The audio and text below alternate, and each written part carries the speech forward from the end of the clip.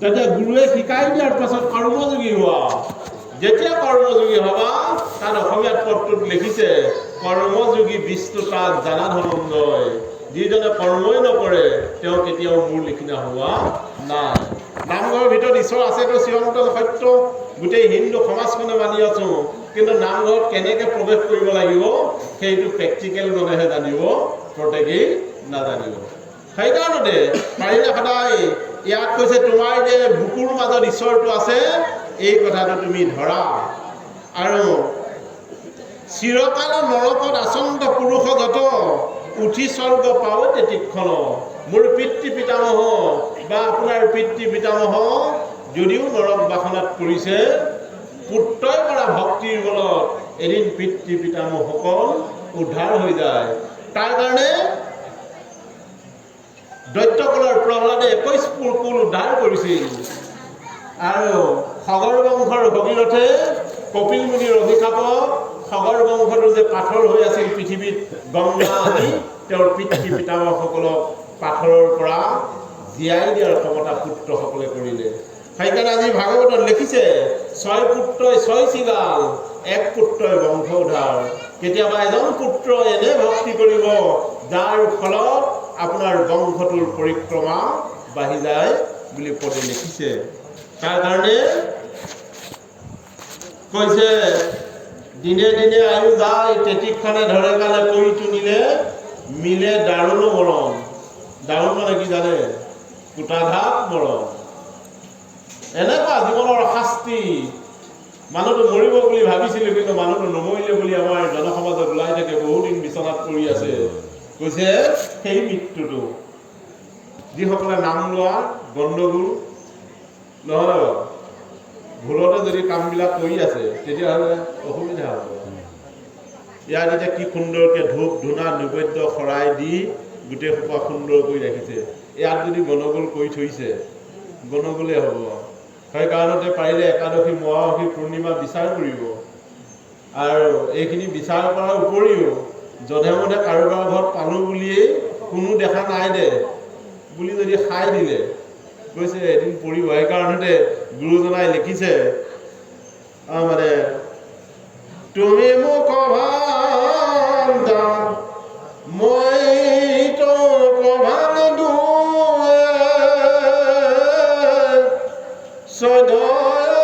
সাক্ষী কভান দিবা কেন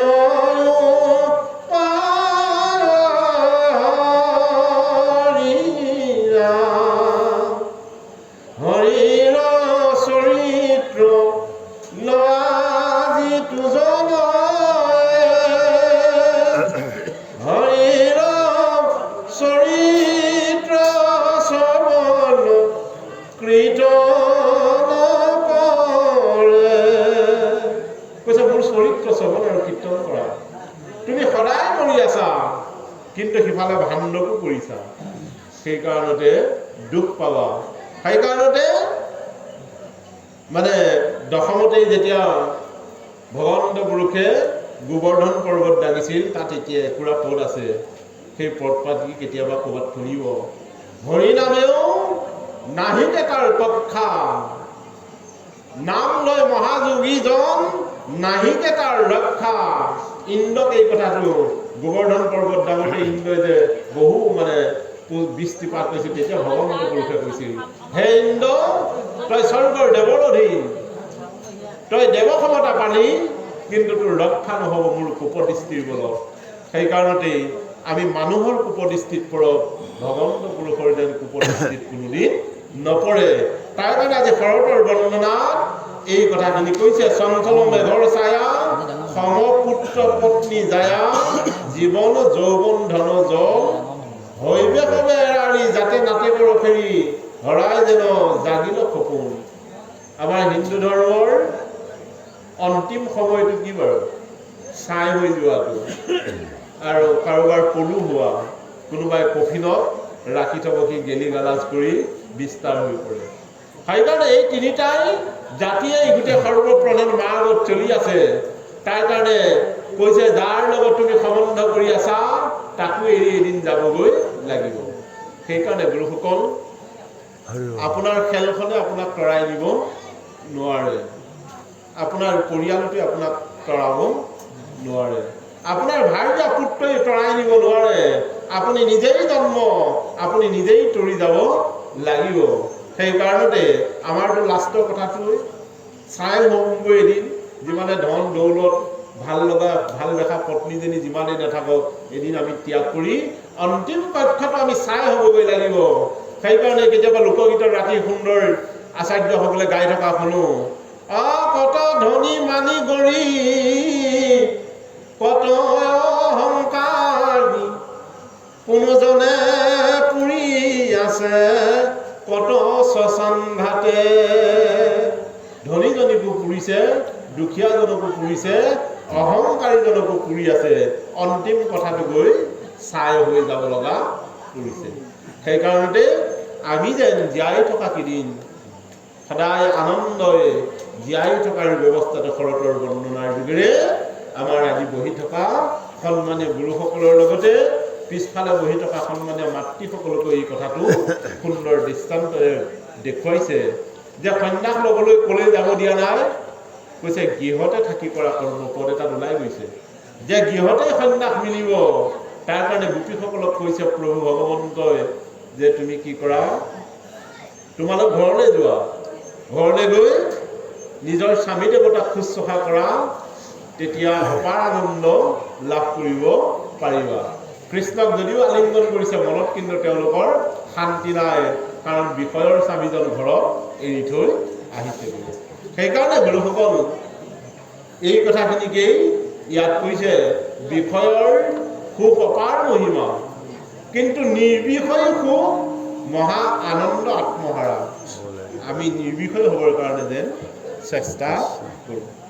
কৃষ্ণ ৰামকৃষ্ণৰ সন্মুখত গোপীসকলৰ গীত পদ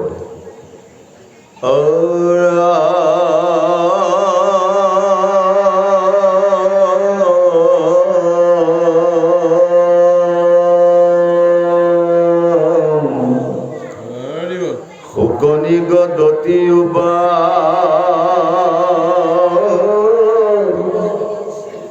ৰাজা পৰীক্ষিত শুনাওয়াত পৰে আৰু কৃষ্ণৰ চৰিত সুন্দৰ শৰত কাল বসন্ত তুধিক ভৈলা আনন্দিত দেৱে দেখি তাৰ চিক ফুলে ফলে জাতিষ্কাৰ বৃক্ষ নিৰন্তৰে মধুপানে মত্ৰ হৈয়া গুঞ্জৰে ভ্ৰমৰে মধুৰে আৰাব কৰ পৰ্বত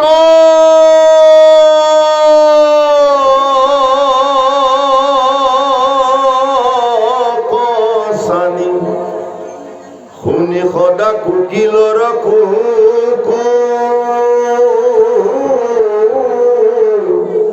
ধ্বনি পুষ্পিত কমলে আছৈ সৰোবৰ ৰঞ্জি ভঞ্জয় ৰাজ হংসে তাত মীনালয় ভঞ্জি জলচৰ পক্ষীতে জয় সুললিত নাদ সুগন্ধ বতাসে মনে মিলাৱৈ আহ্লাদ কৃষ্ণৰ সুৰবি গন্ধে মুতে দিশ পাশ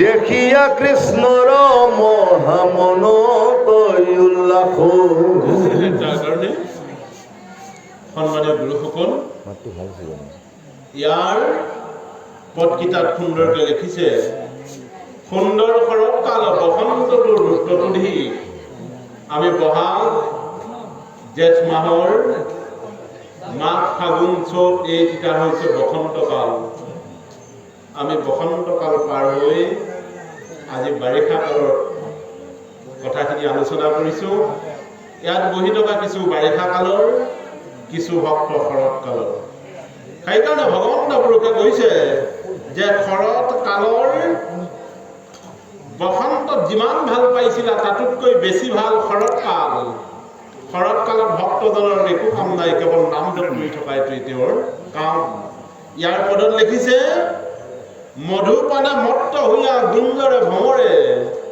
ভোমোৰাই মধুৰ প্ৰাণ কৰিবৰ কাৰণে কি কৰিছে ফুলৰ ৰেণুৰ গ্ৰহণ কৰিছে শৰৎকালত এজন ভক্তই নিজৰ ল'ৰা ছোৱালীবিলাকক বিবাহ কৰাই দি ঘৰৰ সমস্ত দায়িত্ব পুত্ৰক অৰ্পণ কৰাৰ পাছত সেই ব্যক্তিজনৰ কাম কি কৈছে তেওঁৰ মধুপানে মত্ত হৈয়া যেনেকৈ ভোমোৰাই ৰেণু পুহিছে সেই বৃদ্ধকালৰ বা 60 বছৰ বয়সৰ ব্যক্তিজনৰ অন্য একো কাম নাই মাত্ৰ ঈশ্বৰৰ নাম জপ কৰাই তেওঁৰ প্ৰধান্য কাম আৰু যেতিয়া হৃদয়ত সেই নাম জপ কৰিব তেতিয়া এই ভগৱন্ত পুৰুষে কৈছে তাৰ হৃদয়ৰ ফুলনিতৰ মানে নাম হওক নাৰবিলাক কৈছে নাৰীৰ সমস্ত প্ৰক্ৰিয়াত মই দেহৰ ৰন্ধে ৰন্ধে সোমাই পৰি থাকিম বুলি পদে কৈছে যে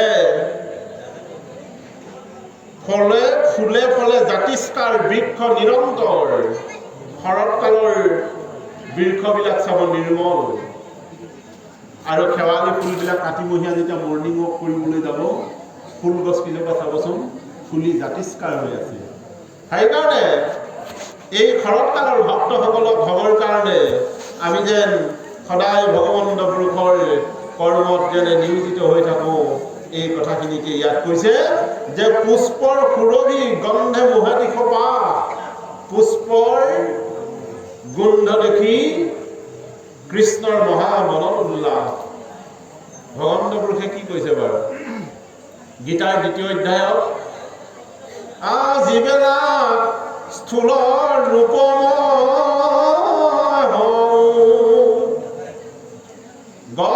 মানে স্থল আদি গছ গছনি সকলোবিলাক মই যিবিলাক মই সূক্ষ্ম ৰূপ ধৰোঁ তোমাৰ সুখৰ নাৰী দি অহা যোৱা কৰি আছো যেতিয়া ভগৱন্ত পুৰুষ অহা যোৱা কৰি আছে তাকে মহাপ্ৰভুৱে কৈছে শূন্য যায় শূন্য শূন্য শূন্য যায় মুনিগণে ধৰিছে জপাই নাম গোৱা বুলি ক'ৰবাত ভাগৱতত পাইছেনে আপোনালোকে নাম গোৱা বুলি পদ কেতিয়াবা শুনিছেনে বাৰু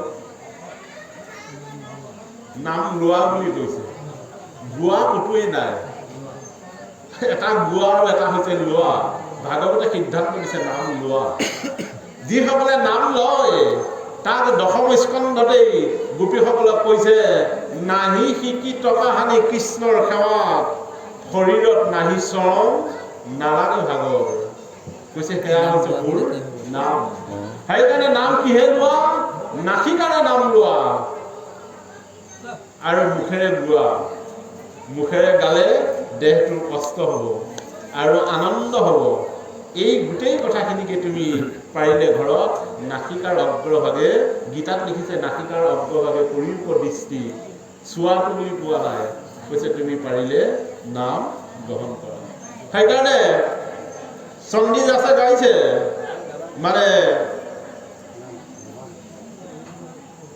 দেহ মানে সকলো দিনে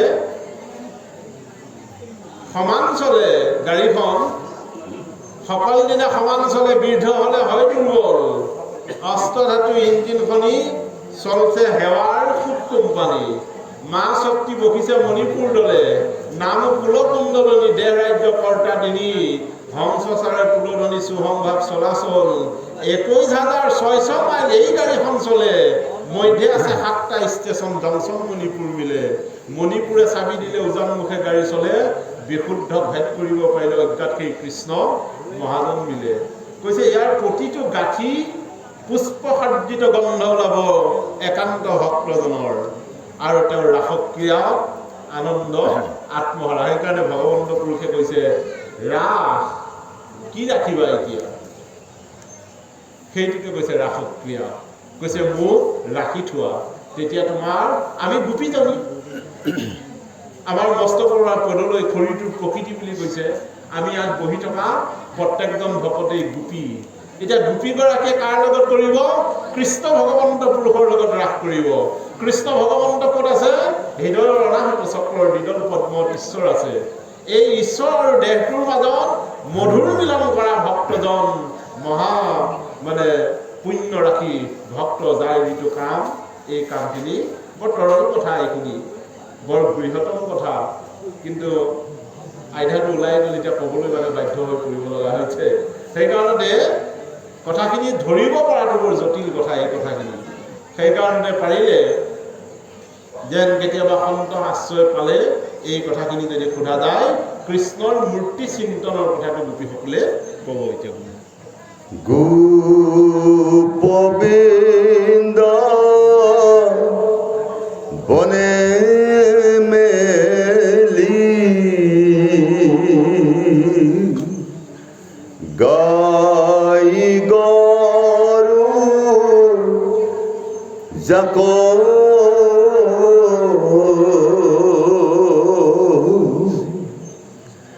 গোপ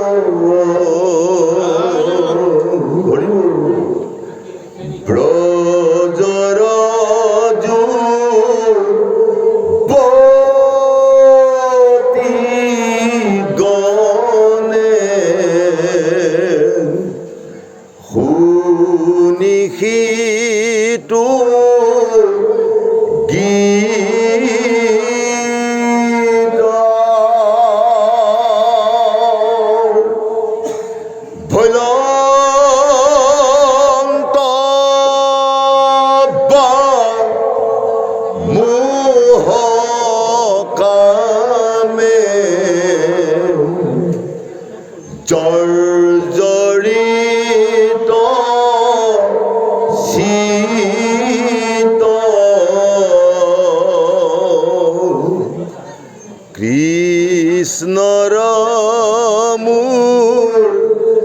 কি কহিদ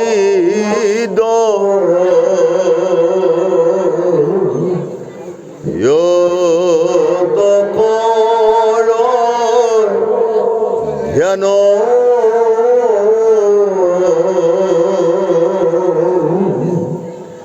কৃষ্ণ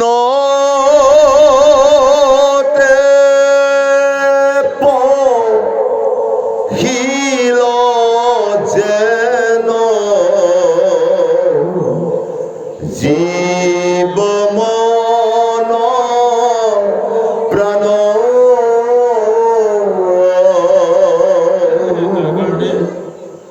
সন্মানীয় গুৰুসকল, আজি শৰৎ কালৰ মাজত সেয়া সেই ৰাস ক্ৰিয়াৰ ব্যৱস্থাটো কৰিছে। সেইকাৰণে ভগৱন্ত পুৰুষে বৰ্জৰ গোপীসকলৰ লগত কাতিমহীয়া কি কৰিছে? ৰাস ক্ৰিয়া কৰিছে। আৰু চ'ত মাহত বলোৰামেও ৰাস ক্ৰিয়া কৰিছিল।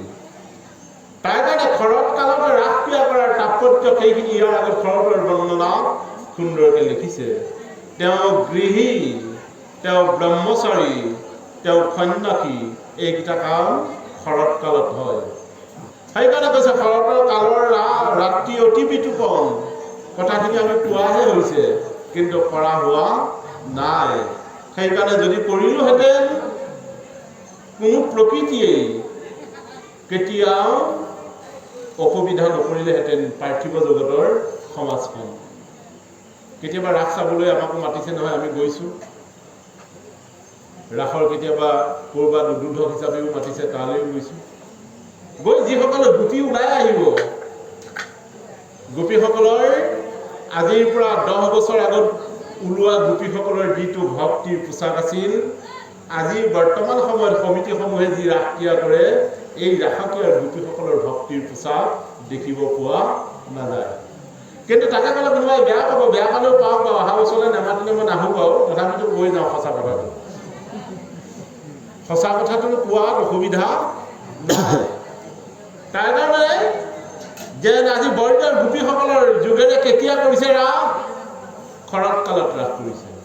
যে মোৰ ভক্তজন ইন্দ্ৰিয়ৰ তাৰণাৰ উৎপীড়ন শেষ হোৱাৰ পিছত মোৰ লগত যেতিয়া বান খাই পৰিল, তেওঁ আৰু কোনোদিন অসুবিধা নাই। যাৰ আছে এক, তাৰ নাই লেক লেক। এই কথাটো চৈতন্য মহাপ্ৰভুৱে কৈছে, আৰে দোকানদাৰ বেচা কিনা সৰ্বদাৰ, দাণ্ডি কাটা ঠিক ৰাখিবা, সভ্যতা নাই যদি ঠগৰামি কাৰোবাৰ নকৰিবা। ব্যাখ্যাচাৰ্য হৈছা, বাটত যাওঁতে চকুকেইটা সংযমী হৈ যাবা। কাৰোবাৰ ঘৰৰ ছোৱালীজনী দেখিলে ফিৰি পেলাই নাচাবা, মানে সিদ্ধান্ত সেইটো। সেইকাৰণে সাধু সাৱধান, ই নিৰৱধি। যদি নিৰৱধি নোহোৱা তেতিয়াহ'লে এদিন কৰাল কাষত পৰিবা। কেইদিনৰ কাৰণে? এদিন তুমি ধৰা পৰি যাবাগৈ। সেইকাৰণে আজি শৰতৰ কালতহে ভগৱন্ত পুৰুষে ৰাসক্ৰিয়া কৰিছে। যেতিয়া ভগৱন্ত পুৰুষে কোনটো দিশত বাঁহী বজাইছিল? পূৰ্ব দিশৰ হন্তে। সেইদিনাখন আমাৰ সেইফালে এজনে ভাগৱতৰ ব্যাখ্যা কৰিছে, তেওঁ যিখিনি কৈছে সেইখিনিও সঁচা কথা বাৰু। তেওঁ সেইদিনা ৰাতি এটা মেছেজ দিছে যে ভগৱন্ত পুৰুষে উত্তৰ দিশে বাঁহী বজাইছে। মই বিচনাতে শুনি আছো বাৰু। তেওঁ কেনেকৈ পাইছে নাজানো, কিন্তু ভাগৱতৰ পদত লিখা হৈ আছে, পূৰ্ব দিশৰ হন্তে ভগৱন্ত পুৰুষে যেতিয়াই বংশীধ্বনি কৰিলে, তেতিয়া লগে লগে গোপীসকলে স্বামীক এৰি তাৰ পৰা দৌৰিবলৈ বাধ্য হৈ পৰিছিল। আৰু ভগৱন্ত পুৰুষে যেতিয়া গোপীসকলক কৈছিল, তোমালোকে ঘৰলৈ যোৱা, প্ৰতি ব্ৰহ্মা, প্ৰতি বিষ্ণু, প্ৰতিদেৱে মহেশ্বৰ, প্ৰতিদেৱে নিগুণধাৰা পৰম ঈশ্বৰ, যে তোমাৰ স্বামীজন মোতকেও শ্ৰেষ্ঠ ঈশ্বৰ। সেইকাৰণে তোমালোকে কিহৰ স্বামীজনক পাৰিলে ধূপ ধূনা দি সেৱা এটা কৰিবা। আমাৰতো সেই কথাটো নাই, নহয় বাৰু?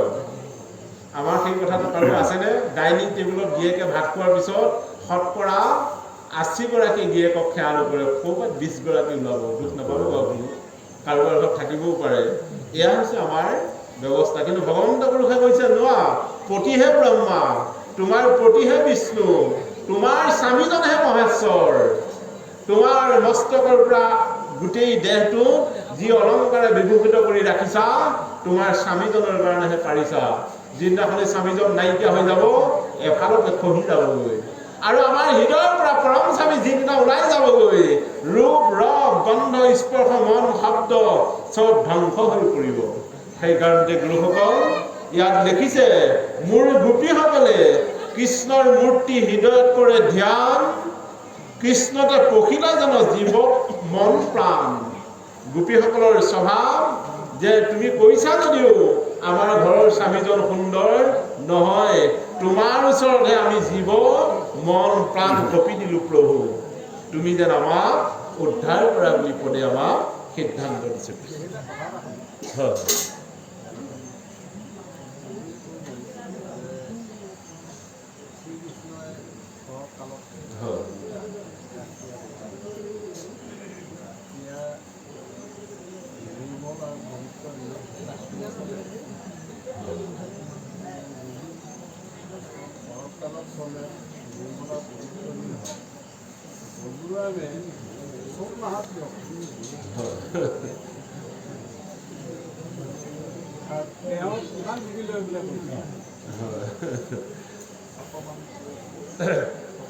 এতিয়া মানে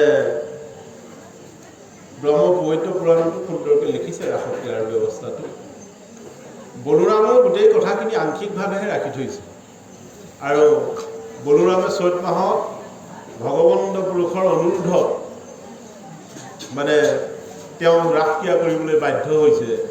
বলোৰামে ভগৱন্ত পুৰুষক সুধিছিল, তুমি যে বৰদোৱাৰ গোপীসকলৰ লগত, লোকৰ আইসকলৰ লগত যে তুমি ৰাসক্ৰিয়া কৰিছা, ইয়াৰ তাৎপৰ্যটো ক'ব লাগিব। আৰু তেতিয়া ভগৱন্ত পুৰুষে বলোৰামক কৈছিল, তুমি যেতিয়ালৈকে ইয়াৰ গভীৰ তত্ত্বৰ মাজত সোমাই নপৰিবা, তুমি ৰাসটো উপলব্ধি কৰিব নোৱাৰিবা। তেতিয়া বলোৰামে সুধিছিল, এনে এটা শুভক্ষণ আহিবনে মই তোমাৰ কামখিনি কৰিব পাৰা? তেতিয়া ভগৱন্ত পুৰুষে সেই দিন বৰ সুন্দৰকৈ নিৰ্ধাৰণ কৰি দিছিল, চৈত মাহত বসন্ত কালত বলোৰামে ৰাসক্ৰিয়া কৰিছে। এইকাৰণে কৈছে যে বসন্ত কালতে যিসকলে কৃষ্ণ সাধনাত পূৰ্ণ পথিক, তেওঁ শৰৎ কালত ৰাসক্ৰিয়া কৰাত অসুবিধা নাই। ওলোটাকে সেইটোৱে বুজাইছে।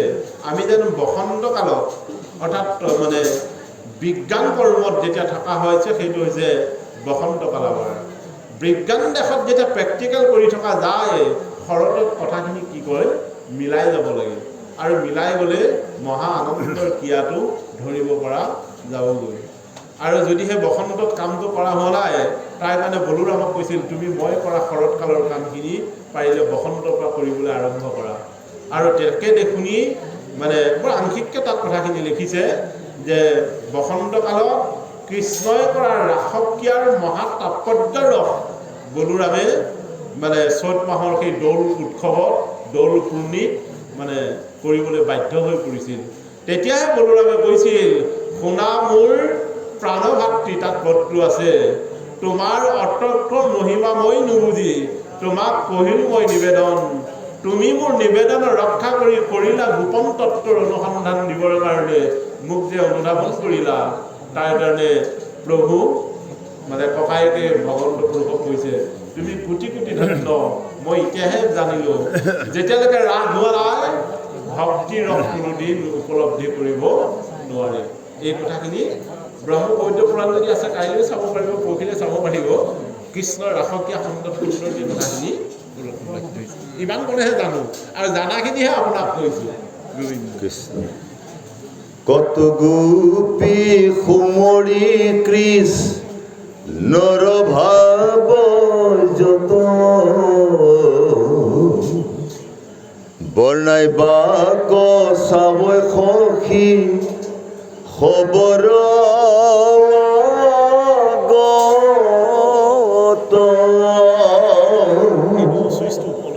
ঠিকে আছে, ঠিকে আছে। বেটেৰীটো কমিছে নেকি?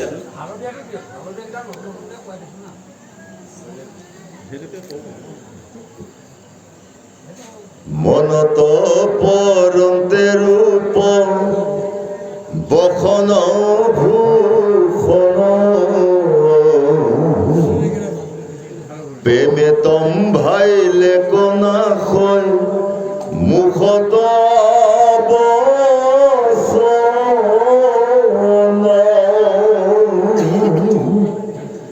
বৰ্ণাইবে নপাৰিছিতে চিন্তয় গাই, মোৰ প্ৰাণ নাথ হেন মতে চলি যাই, কাশী পাৰি সুন্দৰ ন তৰ ধৰি বেশ, ভৈলা বিতু পন বিন্দা বনত প্ৰবেশ,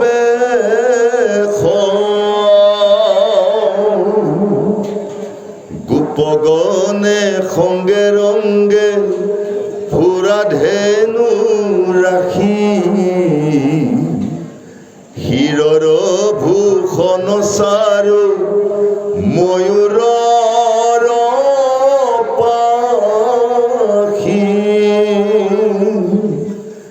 ৰঞ্জয় পীত বস্তে চাৰু তনু সুকুমাৰ, গলে পংকজৰ মালা আতি জাতি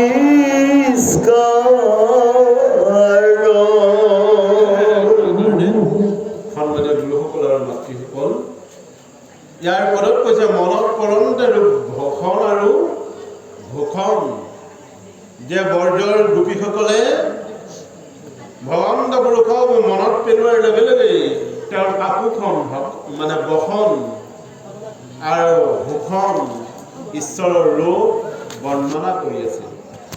এই কথাটো আমাৰ গুৰুজনেও লিখিছে কীৰ্তনৰ ধ্যান বন্দনত পদৰ পৰা মস্তকলৈ, মস্তকৰ পৰা পদলৈ মানে দুনাই আকৌ এটা এটাকৈ অংগবিলাক যিজনে স্মৰণ কৰিছে গুৰু সেৱাৰ দিনত, এই কথাখিনি আমাৰ প্ৰকৃত হৃদয়ত মন্থন হৈ আছে। আৰু তাকে বৰজৰ গোপীসকলে কৈছে, প্ৰেমে তম্ভাইলে কল নাথৈ মুখত বচন, যে অপাৰ আনন্দ ভগৱন্ত প্ৰভুৰ লগত ইমান প্ৰেম নিবেদন কৰিছে, যি প্ৰেমত গোপীসকল ইন্দ্ৰিয়ৰ বৈষয়িক চৰিত্ৰৰ পৰা তেওঁলোকে উপশান্ত হৈ পৰিছে। ইন্দ্ৰিয়ৰ সুখে একোৱেই কৰিব পৰা নাই। তাৰ কাৰণে আমাৰ যে অন্তৰংগৰ যোগেৰে ভগৱন্ত পুৰুষৰ লগত সম্বন্ধ কৰাৰ ব্যক্তিজনৰ অসুবিধা নাই। সেইকাৰণে পৰশুৰামে কৰ্ণক কৈছিল, কৰ্ণ তই আহি কমডাল ফাটি দিলি নে বাৰু? তই আছিলি মানে ক্ষত্ৰিয় কুলৰ, কিন্তু মোৰ ওচৰত নাম কথা লওঁতে তই আহি ব্ৰাহ্মণ বুলি কৈ দিলি। তাৰ কাৰণতে মই তোমাক গোটেই গোপন তত্ত্বৰ কথা কৈ দিলো। কিন্তু দেখিবা যুদ্ধ ক্ষেত্ৰত তুমি খৰ পাহৰিবা। সেইকাৰণতে আমি যিখন যুদ্ধ কৰিছোঁ, ইন্দ্ৰিয় আৰু আত্মাৰ মাজত যিখন আমাৰ যুদ্ধ, যদি আত্মকৰ্ম কৰা নকৰি ইন্দ্ৰিয় কৰ্ম সদায় কৰিছোঁ, তেতিয়াহ'লে যুদ্ধ ক্ষেত্ৰত মুখেৰে নাম পাহৰি যোৱা যাব। যিদিনাখন যামগৈ, কোনোবাই আয়ো বুলি কৈছে, কোনোবাই বোপাই বুলি কৈছে, কোনোবাই হু হা চিঞৰ বাখৰ কৰিয়েই জীৱন প্ৰাণ ত্যাগ কৰিব লগা হৈছে। এয়া হৈছে ইন্দ্ৰিয়ৰ লগত সাধনা আৰু বৰ্ণৰ গোপীসকলৰ আত্মিক সাধনা। এই আত্মিক সাধনাৰ কাৰণতেই কোনোবাই যুদ্ধ ক্ষেত্ৰত ৰাম আহি যাব। অজামিলে ডেকা কালত কৰা সেই ব্ৰহ্মবিদ্যাৰ কাৰণে, ব্ৰহ্মচৰ্যৰ শিক্ষাৰ কাৰণতে অন্তিম সময়ত প্ৰভুৰ নাম আহি গ'ল। কেতিয়াবা কেতিয়াবা কয় পিতেকৰ নামটোৱে হৈছিল নেকি? কেতিয়াবা ভাগৱত পঢ়িলেকে শুনিব, যেতিয়ালৈকে চেতন আছিল তেতিয়ালৈকে ঈশ্বৰ অহা নাই। ইয়াৰ দুলৰি এটা আছে, মানে আমাৰ পাঠকসকলে জানিব। অচেতনভাৱে অজামিলে ডাকিলক নাৰায়ণ। যেতিয়ালৈকে ইন্দ্ৰিয়ৰ বৃত্তিত আছিল তেতিয়ালৈকে তেওঁ যমৰ দূতে বান্ধি আছে। আৰু সৰ্বশান্ত ত্যাগ কৰি অজামিলে যেতিয়া নাৰায়ণ বুলি কৈ দিলে, পিতেকৰ সহিতে নাৰায়ণ সমস্তই আহি তাত উপস্থিত হৈ পৰিছে। সেইকাৰণে নিবিড়ভাৱেৰে আমি যেন ঈশ্বৰৰ উপাসনা কৰাৰ পদ্ধতিটো ইয়াত দিছে। বৰদৈৰ গোপীসকলে আনন্দত আত্মহাৰা হৈ মুখেৰে বচন ওলোৱা নাই, ভগৱন্ত পুৰুষৰ মানে গোটেই ভখন আৰু ভূষণ চিন্তা কৰি থকা একান্ত ভক্তজনৰ সেইটো কাম। সেইকাৰণে গুৰুসকল, আমি বৰদৈৰ গোপীৰ দৰে হ'ব নোৱাৰিলেও আমি সুন্দৰ ব্যৱস্থাৰে জীয়াই থাকিবৰ কাৰণতে আমি সংকল্প গ্ৰহণ কৰোঁ। বৰদৈৰ গোপীসকলৰ নিচিনা ভক্ত আৰু কতোৱেই নাই। সেইকাৰণে বৰদৈৰ গোপীসকলে কৈছে, তোমালোকে যে তুমি যে আমাৰ ঘৰলৈ যাবলৈ দিছা, তুমিয়েই আমাৰ কাৰণে মানে শ্ৰেষ্ঠ প্ৰতি বুলি সিদ্ধান্ত মানে কৈছিল। সেইকাৰণে ৰাসকীয়াৰ প্ৰথম গীতটোৱে নেকি, পতিত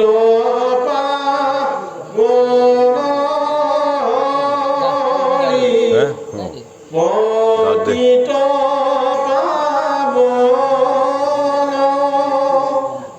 প্ৰতিত নতাইলে নাম কি কাৰণ এইবোৰ যদি নতৰাই আমাক, তুমিয়েই তৰাব লাগিব। আৰু তুমি যে তৰাবা, সেইকাৰণে আমি তোমাৰ নাম লৈ আছো, তোমাক খাওঁতে শুওঁতে অহতিকে চিন্তা কৰি আছো। সেইকাৰণতে শয়নে ভোজনে জাগৰণে হৰিনাম জপ কৰা মুখ্য বদনে, শুই থাকোঁতে ঈশ্বৰৰ নাম লোৱা, গৰুকেইটা লৰাবলৈ যাওঁতে ঈশ্বৰক চিন্তা কৰা, আৰু কোনোবানে গাড়ীত উঠিবলৈ যাওঁতে ঈশ্বৰক চিন্তা কৰা। এই গোটেই সোপা মানুহ মৰিলে এৰোপ্লেনৰ ভিতৰত, কাশী সেইজন জীয়াই থাকিলে এৰোপ্লেনৰ ভিতৰত। ঈশ্বৰৰ অসত্য মহিমা আমাৰ গীতা শাস্ত্ৰখন পঢ়ি চাই কৰি দিব নোৱাৰিলে।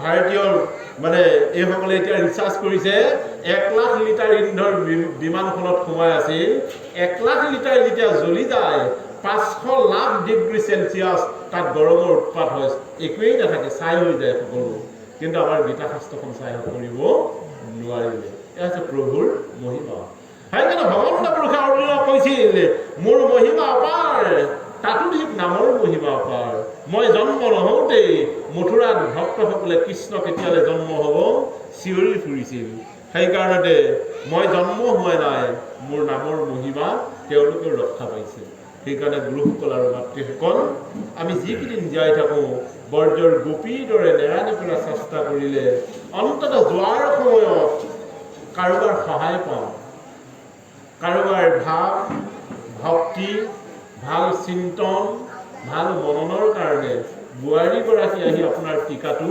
ধুৱাই দিব আপোনাক ভাল শুশ্ৰূষা কৰিব কাৰণ আপুনি আগত কৰা শৰতৰ সেই ব্যৱহাৰখিনি শৰৎকালৰ ভক্তজনৰ কথাবিলাক ভাল ভাল আৰু বাৰিষা কালৰ ভক্তবিলাকৰ কথাবিলাক দাম্ভিক অহংকাৰী কাৰ জীয়েক তেওঁ অনুধাৱন কৰিব নোৱাৰে আৰু বাৰিষা কালৰ ভক্তবিলাকৰ বাক্যবিলাক চেনীৰ দৰে মিঠা কোনোৱেই যেন হৃদয়ত কষ্ট নাপায় কেতিয়াবা সমাজত দেখিব বৰ ডাঙৰ ডাঙৰ কথা কোৱা ব্যক্তিও আছে যিজন ক্ষুদ্ৰ চিন্তন ব্যক্তি তেওঁৰ লগত কেতিয়াও তৰ্কবাদ নকৰে কাৰণ তেওঁ বাৰিষা কালৰ ভক্ত আপুনি আকৌ শৰৎকালৰ ভক্ত আপোনাৰ কথাখিনিৰ লগত বাৰিষা কালৰ ভক্তজনৰ উল্লেখটো নিমিলে সেইকাৰণেই পাৰিলে সেই ঠাইডোখৰৰ পৰা শৰৎকালৰ ভক্তজনে প্ৰত্যাহাৰ কৰাটোৱেই শ্ৰেষ্ঠ ৰাম কৰ্ণটক নক কাঞ্চলি সিংহ বন্ধ কন্ধ অধৰৰ সুধায় পুৰিত বংশীৰন্ধ ধ্বজ বজ পংকজেৰ জিত বৃন্দাবন গোপ শিশু বেহী কৰ অমহিমা কীৰ্তন এহিমতে শুনি সেই কৃষ্ণৰ চৰিত্ৰ আনুগোপ যুৱতীৰ উত্তাৱলচিত মনে মাধৱ কৌৱালিং গিয়াখনে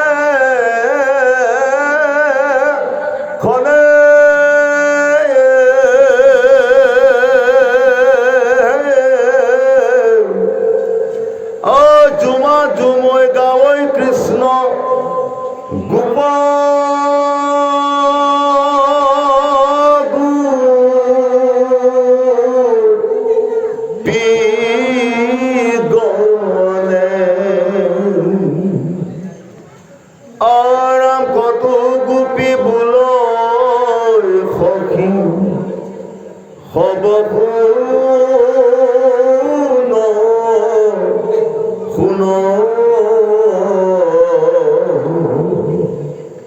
কতে কবৰ নাইব বন্ধু মাধৱ গুণ গোপগণ সংগে ৰংগে চৰাৱন্ত ধেনু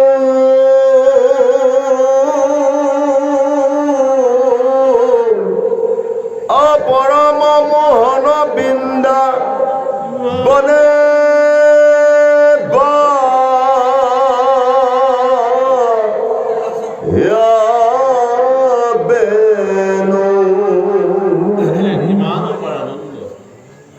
যে গোপ যুৱতীৰ উত্তাল চিত কৃষ্ণক পাবৰ কাৰণে চিত মানে দেহ তেওঁলোকৰ দেহটোৱে কেৱল উত্তাল হৈছে যে ভগৱন্ত পুৰুষৰ পৰশ ক'ত পোৱা যায় আৰু মনে মাধৱক আনন্দিয়া ক্ষণে ক্ষণে ঈশ্বৰক পোৱা নাই কৈছে মনে মাধৱক যে মনটো কি হৈছে তেজৰ গুণ যে আমাৰ 10টাহে ইন্দ্ৰিয় মনটোক সংযুক্ত ঘটাহে 11টা ইন্দ্ৰিয় সেইকাৰণে মনটোৱে অহনিশে মাধৱক যেন আলিংগন কৰি থকা অনুভৱ মানে তেওঁলোকৰ কৰিছে।